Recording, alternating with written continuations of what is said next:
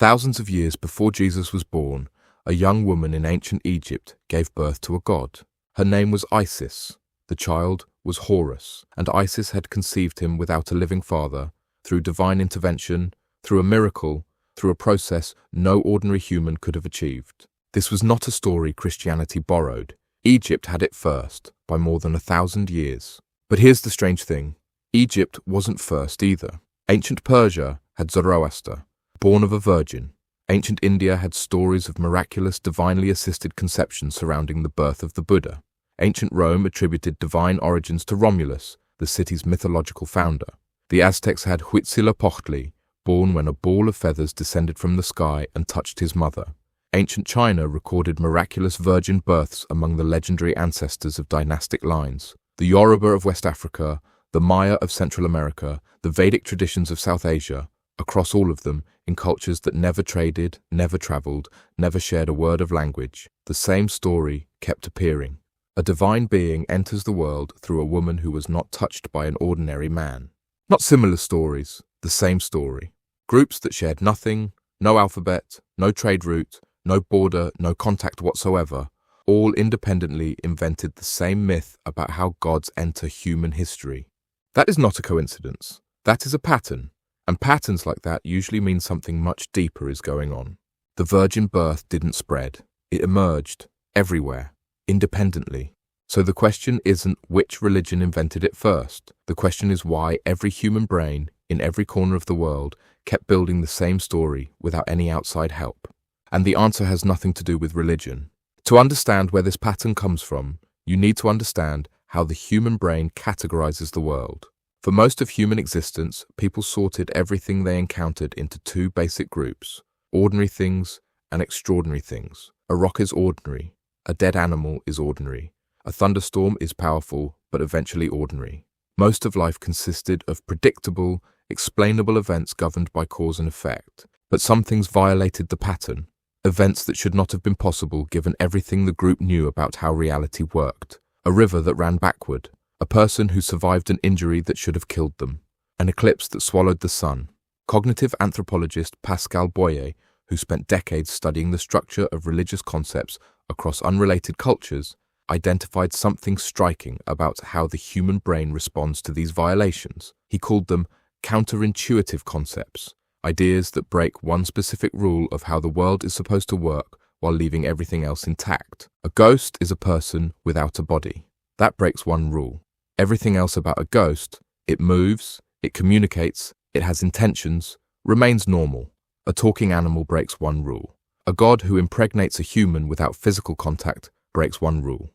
But in every other respect, the child is completely human. Boyer's research showed that concepts structured this way, one violation, everything else intact, are dramatically easier for the human brain to remember and transmit than either fully normal stories or completely impossible ones. The violation grabs attention. The normality makes it plausible enough to pass on. The virgin birth is a perfect counterintuitive concept. One rule broken, ordinary conception, doesn't apply. Everything else intact. The mother is human, the pregnancy is normal, the birth is painful and real. The child walks, speaks, eats, bleeds. One violation, maximum memorability. Now, here's where this gets really interesting.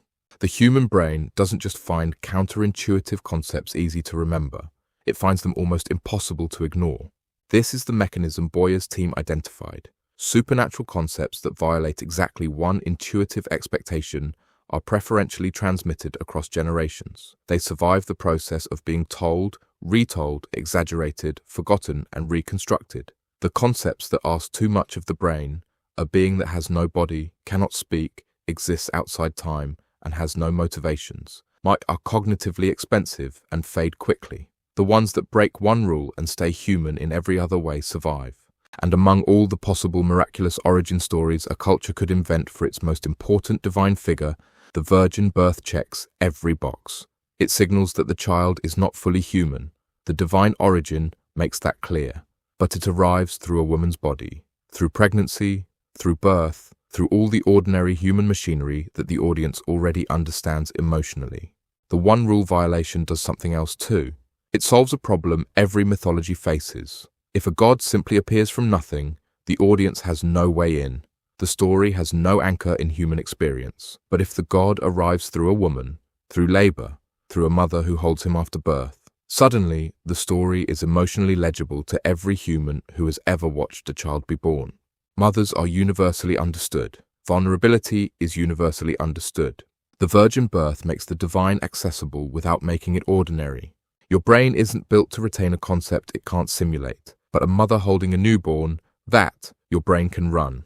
This sounds like philosophy. It isn't. Psychologist Justin Barrett at the Fuller Theological Seminary spent years testing how humans naturally form and transmit religious concepts. In a landmark series of experiments, Barrett showed that children as young as 3 years old spontaneously assigned special powers to beings that violated one normal expectation before any religious instruction. The children weren't taught that supernatural beings had magical properties. They inferred it automatically. Barrett called this the preparedness hypothesis, the idea that the human brain arrives pre-configured to find certain kinds of supernatural concepts intuitive, not because religion is innate, but because the cognitive machinery that processes violations of expectation is innate. Religion is what that machinery produces when it runs on the problem of where important things come from. A follow-up study Barrett conducted with anthropologist Frank Keel extended this into cross-cultural contexts. They found that adults across dramatically different religious traditions, when asked to reason in real time about what gods could and couldn't do, consistently reverted to the same cognitive shortcuts, treating divine beings as more human-like in their mental processes than their official theology stated. Even devoted theologians, when thinking quickly, attributed human-style memory and perception to their god. The brain keeps pulling the supernatural back toward the human, because that is the only category the brain can actually process. Now think about what this means for the virgin birth. Every culture that invented it was trying to answer the same question. How did something divine enter the human world? How did a being of extraordinary power arrive as a living person? The brain had one answer, the same answer, every time. The mother must be human, the conception must be impossible, the child must be real. Not because anyone taught these cultures that formula, because the formula is the only one the cognitive architecture of the human brain finds both memorable and emotionally convincing. Isis, Huitzilopochtli, the Buddha's conception by a white elephant descending from the heavens, the divine wind that fathered Genghis Khan's ancestor according to Mongolian tradition, the feather from the sky in Aztec cosmology, Mary in Nazareth. The details are different. The cultures are separated by oceans. The cognitive template is identical. 12 independent civilizations, no contact, no shared language, no common ancestry of myth, and every single one concluded that the most important being in their cosmos arrived through a woman who had not been touched in an ordinary way.